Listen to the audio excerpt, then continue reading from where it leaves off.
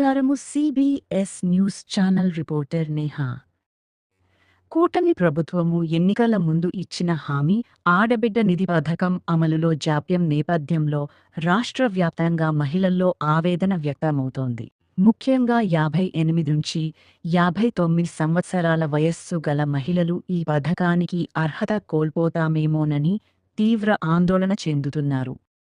గ్రామీణ ప్రాంతాల్లో వేలాది మంది మహిళలు రోడ్లపైకి వచ్చి తమ సమస్యలను వెలిబుచ్చుతున్నారు.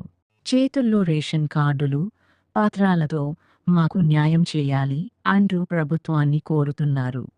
ఇంకా కొందరు మహిళలు ఎన్నికల సమయంలో ఇచ్చిన హామీలను గుర్తు చేస్తూ ఆలస్యమైన 2 సంవత్సరాల ఆర్థిక సాయాన్ని కలిపి ఇవ్వాలని డిమాండ్ చేస్తున్నారు. ఈ పరిస్థితిపై ప్రభుత్వం ఎలా స్పందిస్తుంది? మహిళల ఆవేదనకు పరిష్కారం ఎప్పుడు దొరుకుతుంది అన్నది ప్రస్తుతం చర్చనీయాంశంగా నమస్కారము. ఈ వీడియో నచ్చితే లైక్ చేయండి, సబ్స్క్రైబ్ చేయండి, కామెంట్ చేయండి. మరిన్ని లేటెస్ట్ వీడియోలో మా ఛానల్